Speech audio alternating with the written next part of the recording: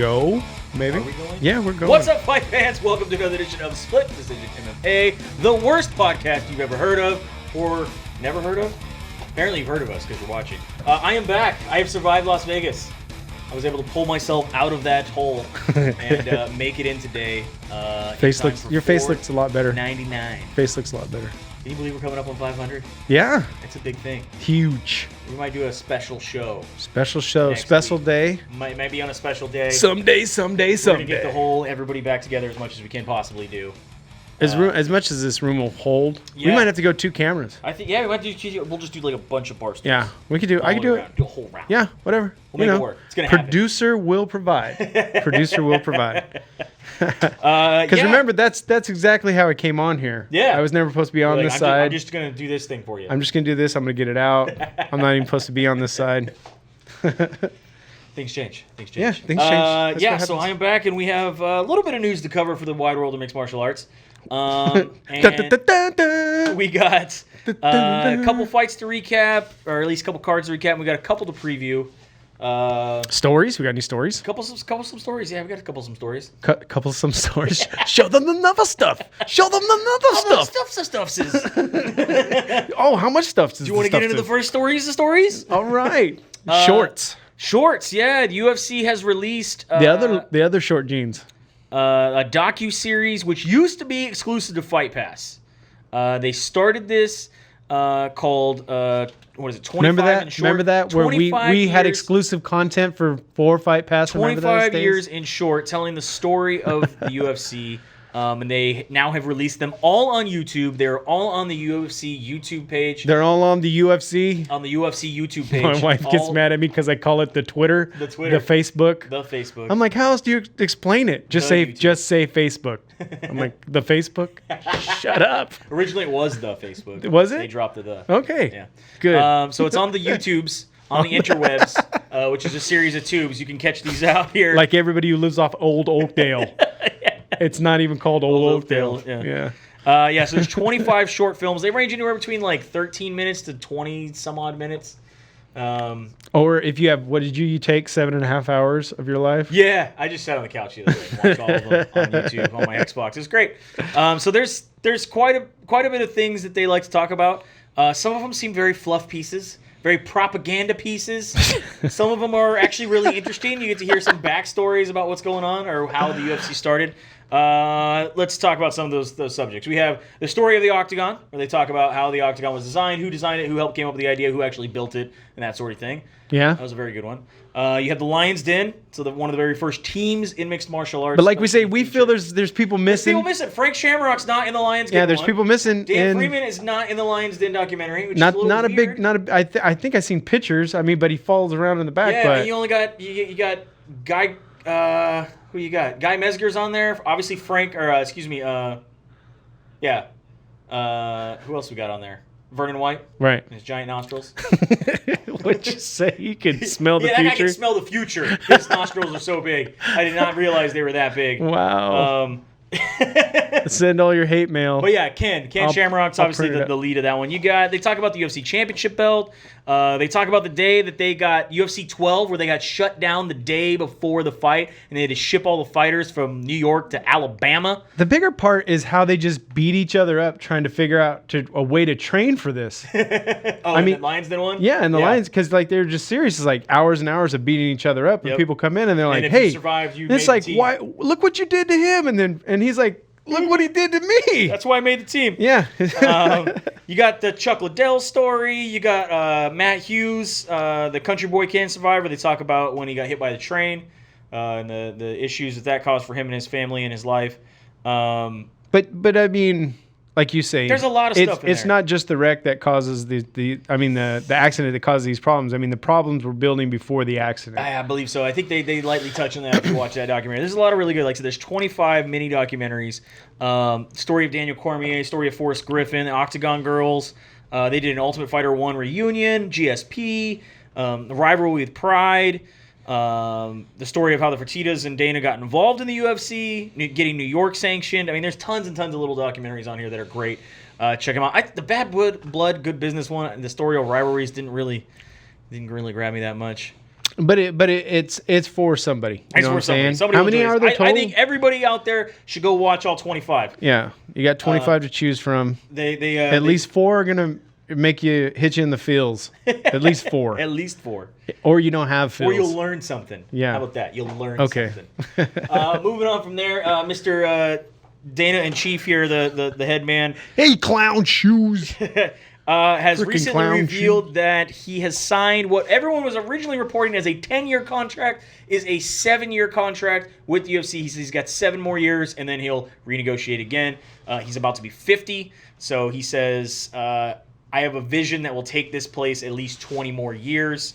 And if you look at the Apex Center, which you guys covered last week, that's the start of it. That's the start of the next big thing. Do you like Dana White still heading up the UFC? Is he the right guy for the job? Or do you like guys like Sidadong over in One or Coker over in Bellator? I don't know. He's a personality for sure. Yeah, he doesn't have. I would say he doesn't have the power that Coker or anybody else has in that position. I believe that. You think so? I think he goes into a room and talks to at least 12 to 15 people about every decision. I feel like they just let him do what he needs to do. I mean, one of the little documentaries there, they talked about when the UFC sold to Ari Emanuel and WME and all those kind of things, that basically him and Ari are the ones that talk every day and set everything down. It used to be him and the Fertitta brothers, and he pretty much just keeps continuing to run the company. But you think he's got a whole little conglomerate of people he's got to listen to? Because there is a lot to stay on top of now. There is definitely a lot to stay on top of. Bellator, Scott can, I would say for maybe another year or two, Scott can keep doing what he's doing, but they're both going to grow to the point where you have to delegate stuff and you're going to have to bounce things off other people. Well, I mean, a lot of controversy was last week where he's talking about the Contender Series where he did not sign one of the fighters who obviously did probably the best, looked the most UFC caliber of all the fighters. Brandon, I can't remember his last name. I believe it started with an L, but he did not get chosen off the Contender Series, and it was mainly because Dana said, that's because he went for a takedown in the last 2 minutes of the brawl. I wasn't a fan of that. Otherwise, he still won the fight. He still dominated. He still, again, looked the most skilled out of anybody that was on that session of the Contender, but Dana said, no, he went for a takedown, and I want guys that are going to just throw. Right, and I mean, Kavanaugh and a few other coaches basically tweeted out stuff. They're like, we don't know what you want anymore. Yeah. You told us that you want, so you say you want a stand-up guy. Judges have been given big scores on takedowns. Yep. I mean, where are we at? And the guy was winning the fight the entire time, so why not go for a takedown? Why not secure that win? Yeah. You know what I mean? Yeah, I think it depends where you're at, what judges you get. I think like that night, it just depends how Dana felt. Well, no one else is telling him no. Yeah. One of the things that he says that may be in the works, you guys talked about this last week. This was Justin Bieber calling out Tom Cruise. He later came back and said it was just a joke. But Dana White, they asked him about it. He said, I'm going to tell you something interesting. Obviously, this thing comes out. A lot of people will talk about fighting somebody in the UFC, blah, blah, blah. It's NFL players, celebrities, whatever. It happens all the time. I saw it and did, like everybody else didn't pay any attention. But then it picked up steam. It was everywhere. I'm not going to say names, but I'm going to tell you that I got a lot of phone calls from a couple of real guys that said they wanted to do this fight and make it happen, and they believed Tom would actually do it. I told them, if it's true and everybody is involved in this thing really wants to do it, we will talk. Let me tell you what, I'd be an idiot not to make this fight. He said it would be the easiest fight ever, just like the Mayweather-McGregor fight, where he didn't believe that was going to happen either. Right. And that's another documentary they have on there. He talks about that whole Mayweather-McGregor fight and how even Dana White from the beginning was like, it's never going to happen. These guys are, no, it's not going to happen. Why would it happen? It's not going to happen. And then he was like, oh, it's actually going to happen? Like, I might as well get it on the ground floor and make some money off this. Yeah, even when we were in Vegas, I talked to some people in the sports books, and they were saying that at the time that was all going on, that people were literally coming into the sports book and telling them, look, you guys can't it's not even a real fight. You guys, it's not going to get sanctioned. It's not going to get sanctioned. Yeah. It's not going to happen. And then there we go. There you go. Sure enough. Paige VanZant recently went on the MMA Ariel Helwani show. Not dressed like this, but maybe she was. It doesn't matter. That's how I pictured her. And she revealed that she is on her last fight in the UFC. First, she revealed she's having her 3rd surgery on her arm. I thought it was 6th. 3rd. Okay. 3rd major surgery. You know on me, her I double arm. up everything. And basically, she shattered her arm, and they are constantly, basically reconstructing her entire arm. and that she is on her third surgery, and that, however, she is hoping to, because she was hoping to fight this July, she's hoping to fight at the end of the year card. That's what she wants, end of the year card. She is on her last fight with the UFC, and she will test free agency afterwards. She said that it's more for me. I want to prove my worth. Obviously, with my arm injuries, and I've had 3 surgeries in a row, even though I am so popular, I guess I've been doing amazing things outside of the UFC, Sports Illustrated, Dancing with the Stars, all these amazing things. I want to show I'm so popular. I'm a huge player in the division, and I am a huge player in the UFC, and it's going to take one more fight to prove that. Do you agree? I don't think 3 more fights are going to help her in the UFC. She's by the way of the China doll. I don't know how you're going to fix that arm. There's a big old plate in it. If I'm a fighter, I'm kicking you in that damn arm right off the bat. I'm trying to displace that thing. I mean, she did point out she is also no longer sponsored by Reebok. Yeah, and she's right. She can change weight classes too. Yeah, she definitely wants. She's talking about changing to straw weight. Obviously, they asked her about Valentina Shevchenko, the fight that we got to watch in Las Vegas, which was fantastic. Awesome. And they asked her if they think that she's the only one that could defeat her, and she said that Valentino is terrifying, and that she doesn't think anybody will lose to Valentina anytime soon. So anybody will beat Valentina. Yeah, you mean? Yeah, everyone will lose. No one. Yeah, take that back. Yeah, everyone. But we know that there are people out there who can beat Shevchenko. Yeah, because they have. We're gonna see that fight in a rematch coming up here. They announced. But yeah, that basically she doesn't know where she's gonna be at. But she might be dropping weight. I mean, this is you're not going to reach the pinnacle of that division, so you move to the next. She's carrying around an extra 7 pounds now too. Metal in her arm, right? Metal yeah, in the arm. Not the silicone. But yeah, the silicone probably weighs 7 pounds too. Another fighter has been busted by USADA. This one is Yao Zhonghu of Beijing, China. And we know it's a done deal because they're talking to us about it, which means he's accepted a deal, right? 10-month sanction. Damn. Tested positive for Armistan. That's a country, isn't it? I thought so. It's one of the stands, right? Arimistan. It is a hormone and metabolic modulator, which is prohibited under the situations there. So it had hydroxycut in it. They said it was concluded that the positive test was caused by his dietary supplement. So he was eligible for a minor reduction in sentence, otherwise, which was normally a year. And with his cooperation, so they gave him 10 months. He is eligible. Oh, for not reading the label. Yeah, began March he didn't 9th. Inject or add it himself. It was just something. Right, it was something in his supplement that wasn't allowed. Yes. Okay. That is correct. All right. Moving on from there, we have another CEO. Obviously, we were talking about one a minute ago. Chitari Sitadong recently reached out to MMA Junkie and talked about some sort of cross-promotion. Now, this is something we've been talking about for a long time. Scott Coker likes cross-promotion. He's doing a lot of cross-promotion with Glory Kickboxing. He does a lot of cross-promotion with Ryzen out in Japan. Obviously, we'll get to that a little bit later as well. But Ryzen has asked that they want to work with everybody, anybody and everybody in cross-promote. One CEO, Chitari Sitadong, said no, that the UFC is number 1 in the West. We are number 1 in the East. It's the best of the East, best of the West colliding. It only makes sense and makes a good storyline for the whole world to want to watch and get excited about. We only want to work with the UFC. That'd be the only organization we would cross-promote with. How do you feel about that? Do you think he should be open to cross-promoting with more like Bellator or Ryzen itself? I think he's saying that because they already have something in the works. I mean, like I said, we've already have fighter trades with ONE FC. Yeah, which is a little everyone talked about was a little strange, right? So there's obviously a working relationship, a channel of communication established. Yeah. So and then of course we can talk about ONE had their event last week. This was Legendary Quest. This is the one that we've been talking about for a little bit of time, where Sexyama made his return to MMA. He, however, did not win his fight at welterweight. He lost a unanimous decision to Ige Anthony. And Anderson Silva was on this card. Yeah, not the Anderson Silva, but Anderson Silva was on this card. He also lost his fight to, but I just thought that was great to say, Tarek Cabez. So yeah. When I read these fights off, I caught that. You're like, oh my God. What? My God. In a kickboxing match, it sounds doable. Get him with the dick twist. Oh my God. Kickboxing match, it sounds doable. Yeah. I mean, although he has broken legs or something right now, right? Yeah. No, it's normal. It's normal. It's normal. It's normal. And then we had Bellator over the weekend. A lot of big things happening in Bellator. And then there's some things that people are making a big deal about, which are a joke, like the Max Humphrey fight. We'll get to that here in a second. So Bellator happened over the weekend. The one fight that I was extremely happy about, Kyoji Horiguchi defeated Darren Caldwell again. This time in Bellator to claim the Bellator bantamweight championship. So Horiguchi now holds the Ryzen bantamweight championship and he also holds. So that make him champ? Bellator. No, he's only double champ. Okay. Only double champ.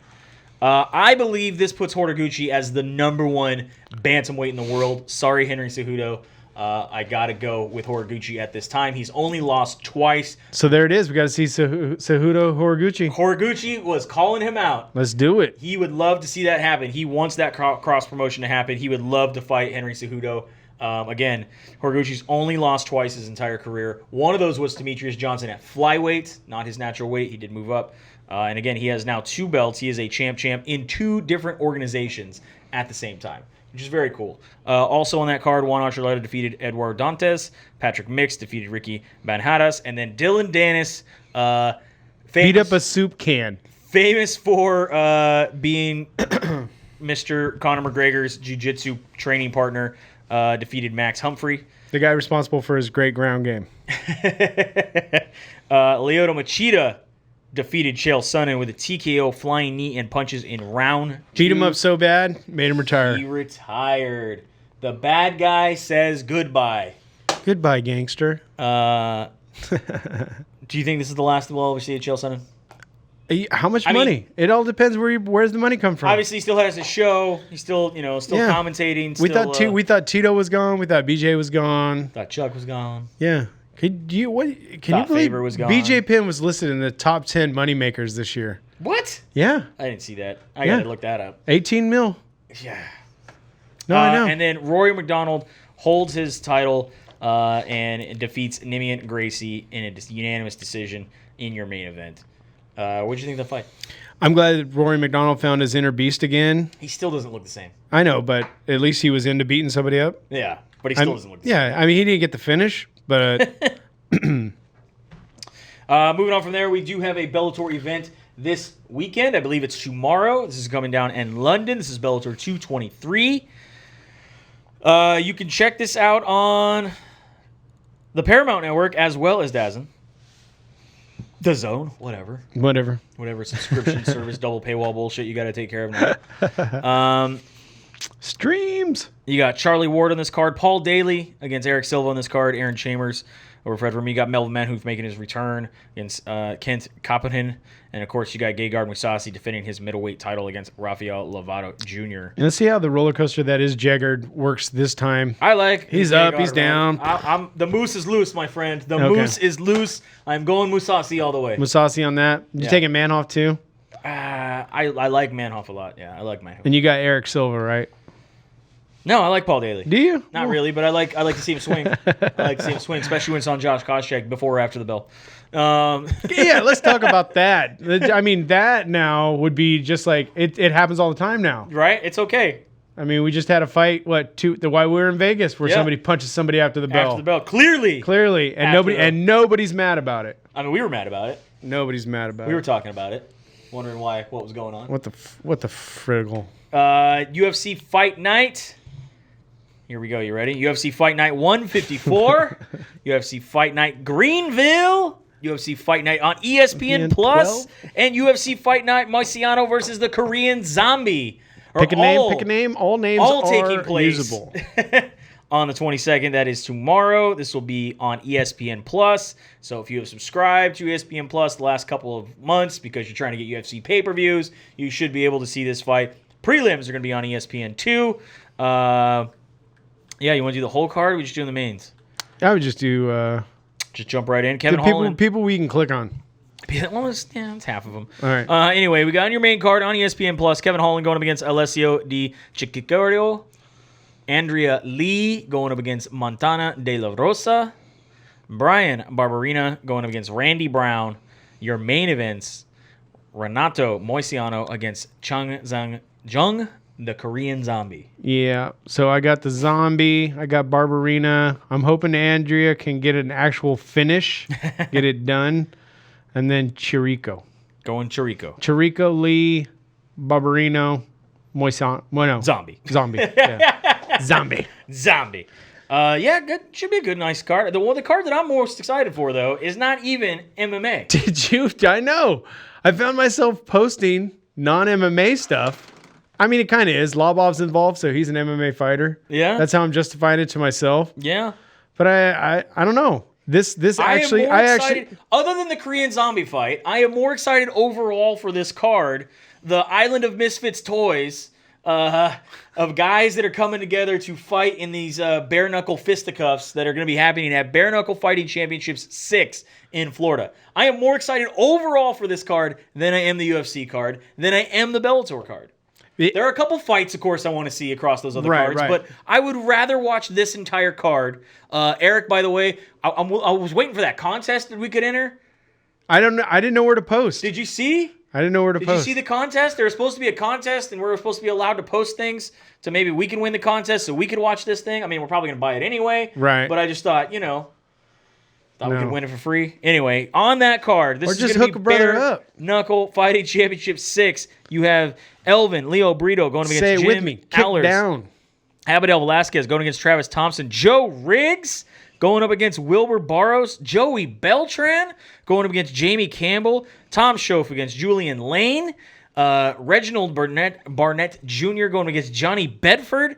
Chris Lieben going up against Dakota Cochran. Now, he gets a opponent change 2 weeks out. I believe it was supposed to be Brennan Ward, who was supposed to be fighting. Doesn't matter. These style of fights, does that matter? Chris Lieben, though, well, he does. He says that Brennan Ward was a little more technical. Dakota Cochran is a little more wider stance and also kind of wings him a little. Two fists coming at you. Looping hooks. No it's hands. Different style. Doesn't that you matter. gotta practice for, get ready for. Anyway, Chris Lieben, we were rooting for you. And then, of course, your main event, Artem Connors, my boy, Labov, going up against Paulie the Spitter. They should just call him Artem. I get slapped Lobov. And then there are rumors, of course. If you were a betting man, I would say that Connor might be there to back his boy. Somebody said a couple times today during the weigh-ins. But that, hands down, they will not let the promotion know because they don't want them using his name to promote. But he does have a seat available to him. Okay. I don't care. I don't know how many. I don't know. There's a lot of McNugget huggers. They just don't want him to get mobbed for huggers, autographs and pictures and things. Who do you got?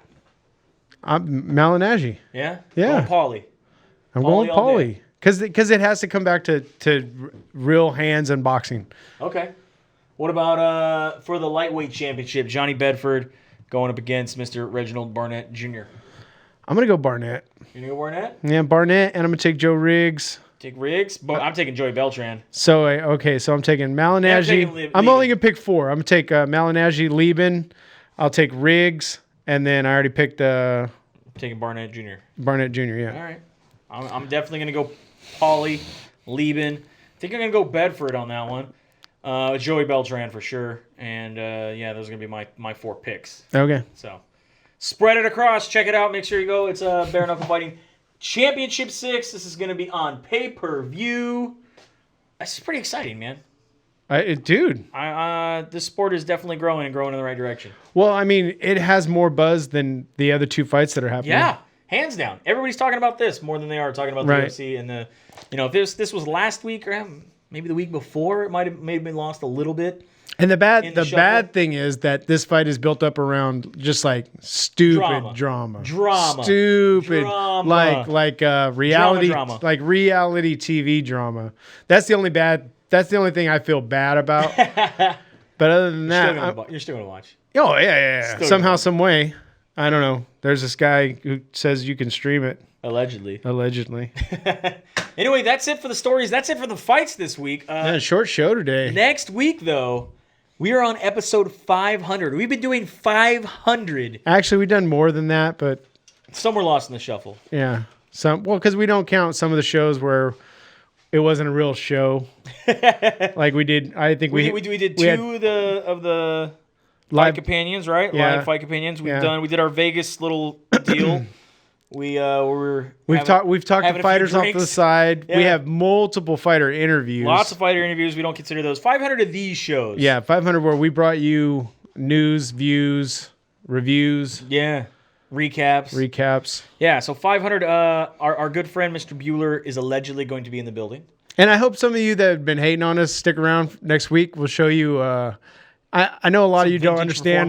Well, just you. Korean correspondent might be in. They don't understand why we continue to do what we do. We're gonna try to pull out some week tricks. in and week out. Surprise, or it might be on a special day. Yeah, but when we show you, like, we'll promote. Like one of the sponsors I'm trying to get a hold of, and I hope we do, but. He became our sponsor, and you guys know him before he became our sponsor because he put a $5,000 bounty out on Ronda Rousey. Any woman to knock her out, which I wonder if he ever paid Holly Holm. Yeah. I don't think he could technically because they said that it was not allowed to do that. He had to take it down. Yeah. And then, so, I mean, I think, so, what was it, months after that he became our sponsor? I think it was before that. Oh, was it? He was our sponsor before? I think it was we were already on board when he made the... I think so. Wow. I'm surprised. No, I'm really, because I thought we would have got more backlash out of it. We didn't, because it wasn't us saying it. Yeah. I know we covered it. It was Peter G., also known as Fatty. I know we covered it. And I hope he still listens to the show week to week. So if you're listening, get a hold of us. Hit us up, Fatty. I text your number that we had. Anyway, that's it for today. You have a good night, and we will see you at the fights. Maybe.